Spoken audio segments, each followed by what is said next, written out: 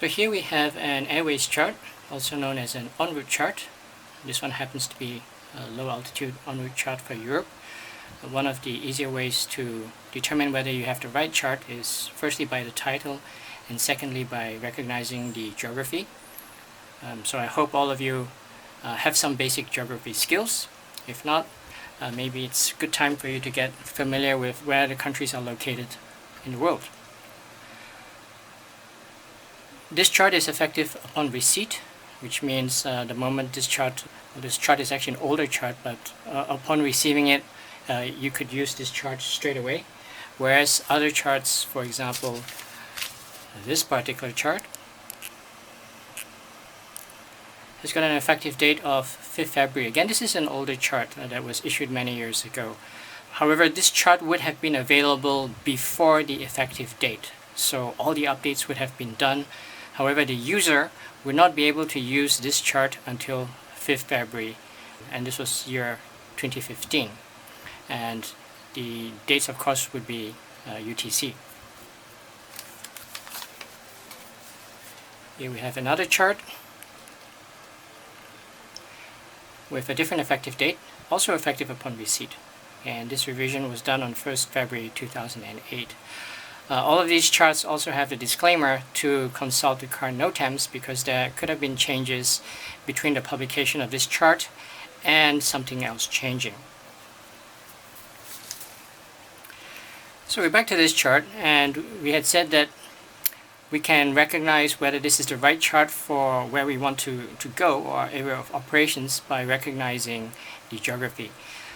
Here we have two boxes that have a bold outline, and these are called the map or the chart index, and they basically tell us in this entire picture, this chart is only going to give us the charted area of these two boxes, chart 1 or side 1 of this map and side 2 of this map, which if we look at the top of the map, side 2 is that way and side 1 opens in the opposite direction.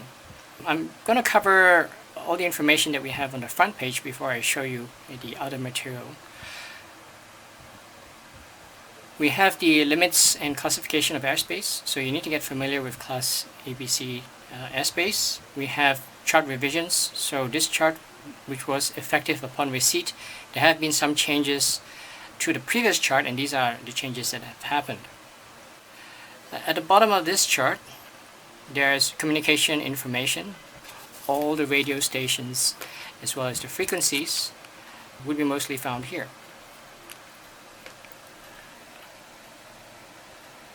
For example, Brussels airspace.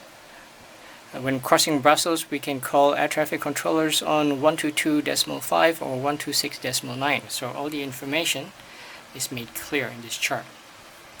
There are also instructions for transponder setting, where to find the various other pieces of information, for example, cruising and restricted airspace. So as you can see, the words are in quite fine print because there is a lot of material in these charts. This chart doesn't come with a legend, however, some charts do. For example, so this chart has a legend and some charts don't, like this one. So what do you do if you want to know what some of the symbols on the chart represent? Well, after you've been around long enough, you would know you can refer to the Jeppesen Airway Manual under instructions, and you can find that we have the legend for our charts in here. So what do all the things represent? You can refer to this manual.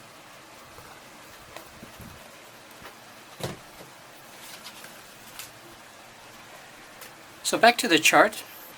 Let's say we want to know where one of the major cities are that we are going to depart from.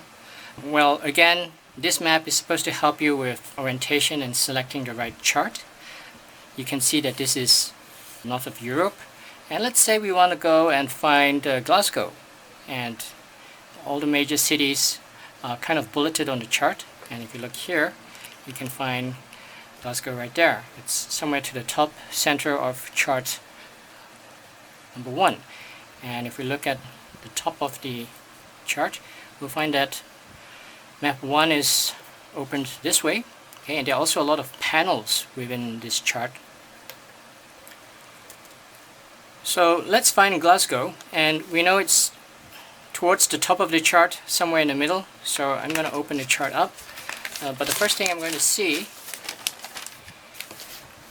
is that this is actually a Lambert conformal conic projection, and along the side of the chart I also have a scale. So if I want to measure distances, I can actually use the scale.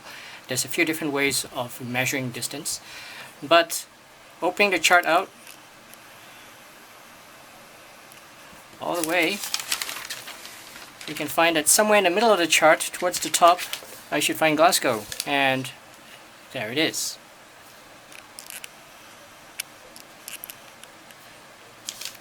So that's Glasgow right there. Here's the airport.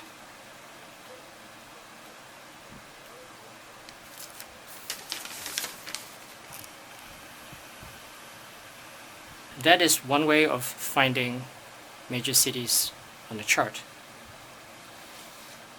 There's also more information.